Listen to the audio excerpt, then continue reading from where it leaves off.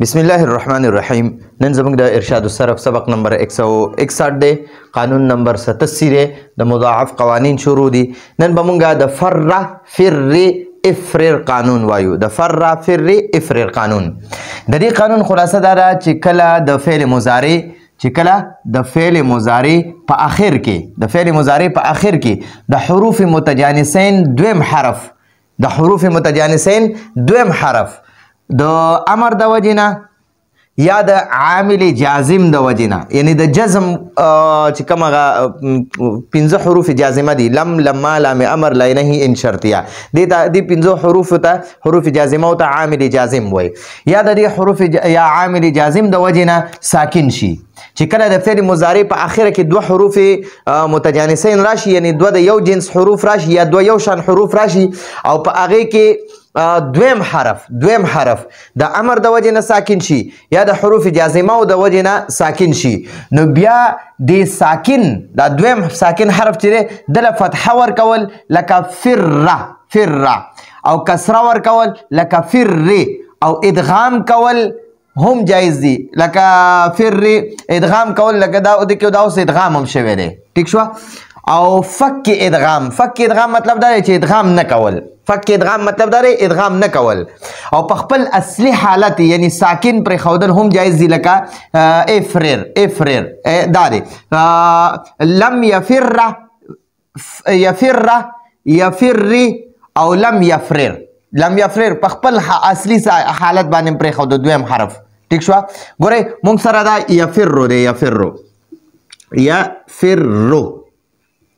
یفرو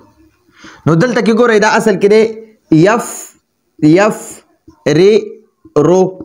یفررو نو کله چې پر یفررو باندې د یفررو په شروع کې حرف جزم ولګي کنه حرف جزم نو را حرف جزم اخیری حرف ساکن کوي نو دا به موږ سره لم یفرر شو نو دا لم یفرر نه دی دا لم یفررم ویلی شي همداسې دی تفک ادغام نه کول همداسې په خپل اصلي حالت پرې ښودل هم جایز دي او داسې هم ویلی شي لم یفر ادغام پکې وکړه او فتحه ولا ورکړه لم یفر هم ویلی شي هلته کې ویلي دی او په خپل اصلي حالت یعنی ساکن پر ښودل هم جایز دي او دلته کې ساکن حرف له فتحه ورکول داسې هم ویلی شي لم یفر وګوره دا ساکن حرف هم ادغام هم وکړو او ساکن حرف لم زبر ورکو او ساکن حرف له کسره ورکول هم جایز دي ادغام پکې وکړه او کسره ورله ورکړه لم یفر دا ادغام هم پکې وکړو او کسره هم ورله ورکړه او په خپل اصلي حالت لم یفرر هم پرېښودی شي ټیک شو جی امید دی تاسو په دې باندې پوه شوی د فعل مضارع په اخر کې د حروف متجانسین دویم حرف د امر د وجې نه یا د عامل جازم د وجې نه ساکن شي نو بیا د ساکن حرف له فتحه ورکول ٹھیک شو دا ساکن حرف دی دې کې به ادغام وکړي او فتحه به ورله ورکړي او کسره ورکول ادغام پکې وکړه او کسره ورکول او ادغام کول هم جایز دي او فک ادغام یعنی بغیر د ادغام نه پرېښودل په خپل اصلي حالت یعنی ساکن پرېښودل هم جایز دي لکه یفرونه لم یفر او لم یفرر نو ګورئ دا یفرو چې وکنه یفرو نو دا موږ سره لم یفر شو د ساکن حرف لم بیا فتحه ورکو ادغام هم پکې وکړو او دلته کې وګورئ لم یفر دی نو دې کې وګورئ دا ساکن حرف لا کسره ورکړه او مشدد هم کو او لم یفرر دا ساکن حرف هم فک ادغام یعنی ادغام هم پکې ونه کو په خپل اصلي حالت هم پرېښودو یعنی ساکن هم پرېښودو ټیک شو ویل جایز دي او اوس د امر مثال تفرو دی دا اصل کې دا تفرو په اصل کې تفررو نو کله چې د دې نه ته امر جوړې نو د امر طریقه دا چې علامت مضارع به ختم کی علامت مضارع د ختم کا اخیری حرف ساکن کا اخیری حرف د ساکن کو نو اس په شروع کې دا فا ساکن نه ویل کېږي نو حمزه په شروع کې لګوا او پر عین کریمه باندې کسره ده نو حمزه باندې هم کسره راځي نو افرر شو نو دا افرر چې کنه دا ته د سم ویل شي فر او افرر داسې ویلی شي. لکه مطلب وګوره چې اوس دلته کې دا ساکن حرف راغی د فعل مضارع په اخره کې ساکن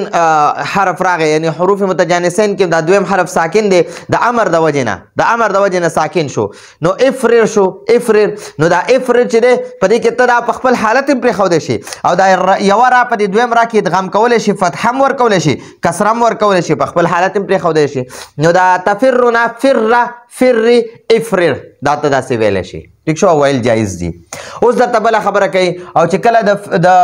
د فعل مضارع عین کلمه، د فعل مضارع عین کلمه مضموم وي، چې کله د فعل مضارع عین کلمه مضموم وي نو د عین کلمې د ضمې د وجې نه، د دې عین کلمې د ضمې د وجې نه د حروف متجانسین دویم حرف لا ضمه ورکول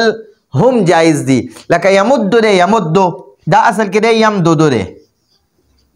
یم دو دو، یم دو دو دی، یم دو دو. نو په دې باندې دلته کې اوس موږ ته وایي چې دا یم دو دو اصل کې دا یمدو په اصل کې یم دو دو دی. نو دې باندې چې کله دا مونږه په دې کې قانون جاری کړی دی چې دا اول دال دی د ده ضمه به د عین کلمې له ورکو دی، د دویم د میم له ورکو. نو اوس وګورئ په دې کې خو دا یا مونږ سره علامت مضارع ده، دا اول میم فا کلمه ده، دا دویم میم دا عین کلمه ده او دا دریم دا دویم دال او دا دریم حرف دال چې دی دا موږ سره لام کلمه ده. نو ګورئ موږ ته وایي چې کله فعل مضارع کې عین کلمه مضموم وي ضمه ده پې وګورئ دلته کې موږ سره دلته یې درته بیا ولیکم یم دو دو دا یا خو ترې لرې که دا علامت مضارع ده. فا دا میم چې دی دا فا کلمه ده، اول دال مضموم دی دا عین کلمه ده او دا دویم دال مضموم دی دا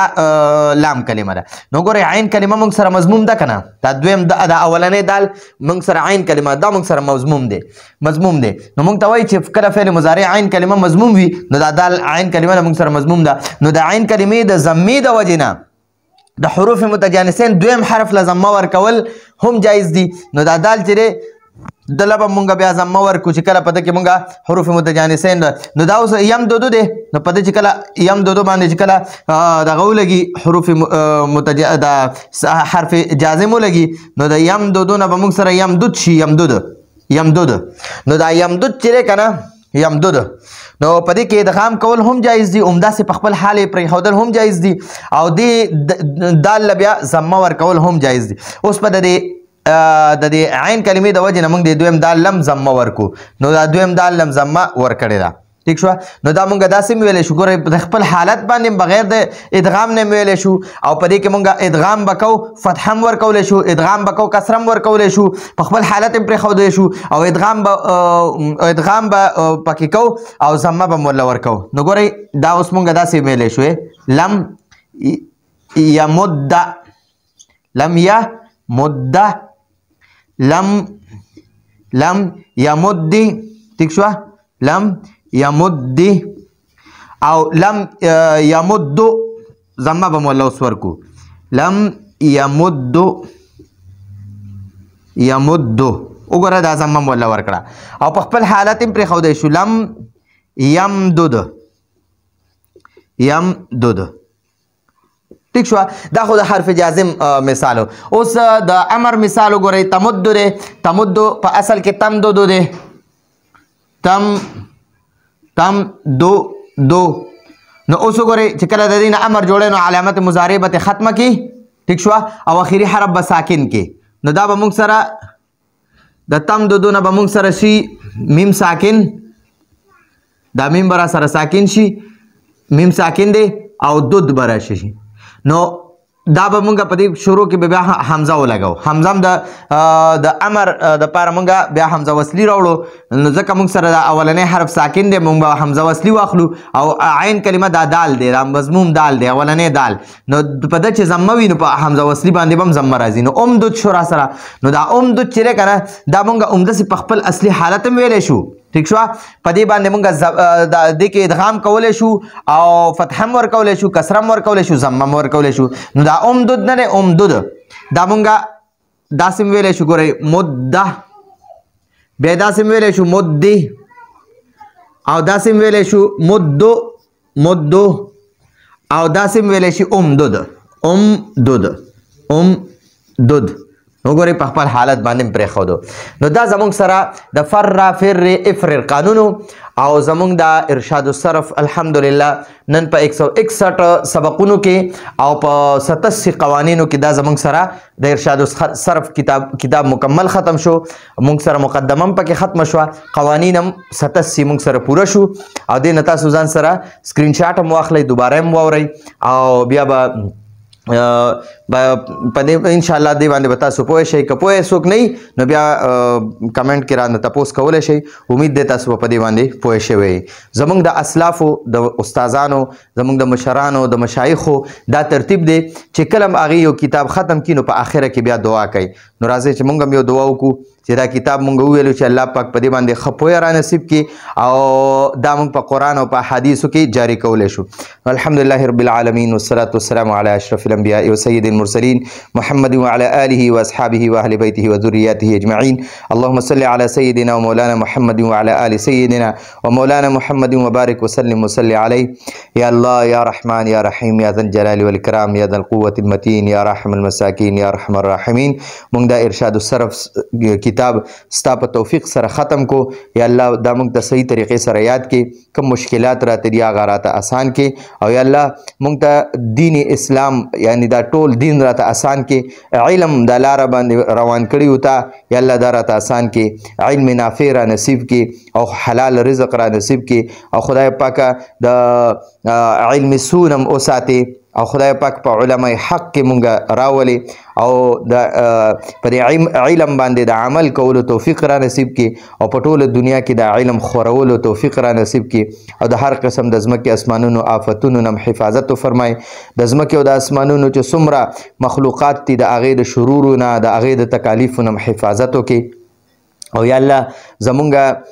څومره مشران کشران وفات شوي د ټولو مغفرت نصیب کړي او یا الله نور څومره زمونږ مشران کشران مشایخ دي زمونږ استادان دي علما دي طلبا دي مدارس دي مساجد دي خانقاګانې دي مراکز دي مجاهدین دي او یا الله د ټولو حفاظت وکړي د ټولو مدد او نصرت وفرمایي د ټولو په عمرونو کې برکت واچي او یا الله د هر قسم د ظالمانو ظلمونو نه حفاظت وفرمایي خدای دا کتاب هم یاد کو یا الله دا کتاب هم څونه چې ولیکلو د دارا ته ټول یاد هم کې په قرآن او په حدیثو کې د جاری کولو توفیق هم را نصیب کې او خدای هر قسم